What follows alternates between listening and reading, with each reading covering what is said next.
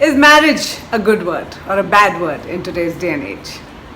Hi, my name is Sonika Chopra. Thank you for clicking play on this video today.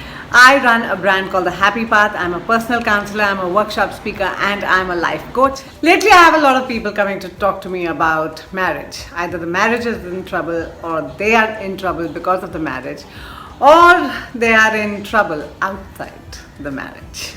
I think marriage is an often misunderstood concept. It is seen as something which is something it's absolutely not.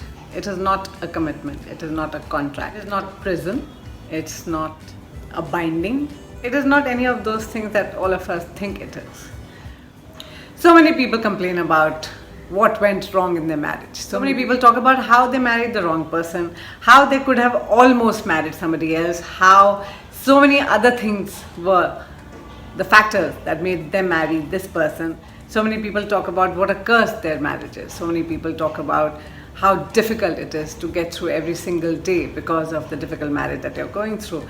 So many people can't see eye to eye with the one person they were madly in love with. So many people think of it as a lifelong prison sentence that they cannot and will not be able to get out of. And most people suffering difficult marriages don't have the courage to walk out of the marriage, so they either suffer in silence, suffer by coping with other things like alcohol, partying, shopping, holidaying, overworking, oversleeping, overeating, over-exercising.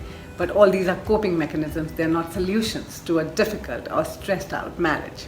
But most of us think that we don't have an option. My understanding is that most of us don't have an understanding of the basic idea of marriage. It's not something that we become unlucky to be part of. It's not something that we have to tolerate for the rest of our lives, regardless of what society we grew up in and what our compulsions are, whether economic or situational or children or family setup. It does not matter. What matters is that we do not get into a marriage understanding what it is. What marriage basically is two people coming together with the sole purpose of making each other grow emotionally, mentally, physically, maybe even spiritually. But the whole point is we are catalysts to each other to make each other grow and become who we are meant to be. And this is a concept that most people do not understand, know, or want to accept. So like I said, marriage is coming together of two people who not only love and care for each other ideally, but also trigger each other into bringing out their unhealed wounds, unhealed resentment, negative emotions like anger, irritation, frustration, hopelessness, sometimes depression, grief. And if we are wise enough to figure that this other person is actually triggering me, to help me find out, to help me become conscious that there are parts of me which are lying unhealed, wounded, and ask for integration, well, then I have to dive into myself and integrate my own unhealed parts emotionally. And when I trigger her or him, I am also contributing to their growth. Let me give you a personal example. For a long time, I used to feel a little insecure about the fact that I'm not as well educated as my husband, who is an IIT and IIM graduate, which is, I guess, in our country, one of the highest levels of education that anybody can have. So it's not like he rubbed it in my face that he is more educated or smarter or considers himself better than me in any way, but I felt insecure, and that was because I have had that insecurity for a long time about myself not being intellectually smart, which of course I know it's not true anymore. But I did have this insecurity for very many years, and if he ever, poor thing, ever even remotely insinuated that I did not understand something perfectly well, it would trigger me into anger or irritation that he is pointing out that I'm not smart enough. The fact of the matter is that I already had an insecurity about not being smart enough. So something like that, when he brought up, it just triggered me majorly. So what I needed to do was not fight with him or get angry with him or helpless or irritated. What I needed to do was dive into myself and say, okay, where is this insecurity coming from?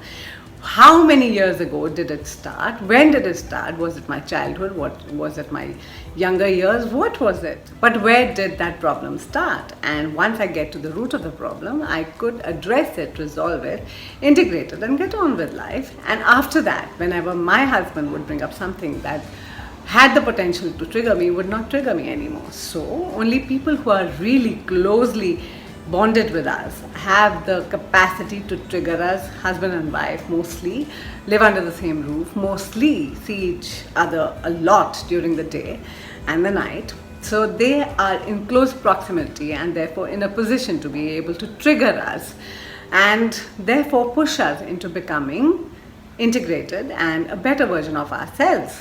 The more we fight this fact, the more difficult our marriages are going to be. The only thing we can be to our spouse has to be grateful. Why? Because they are making us conscious of a part of us which we do not even know exists. Crying, wounded, unhealed, and begging for integration.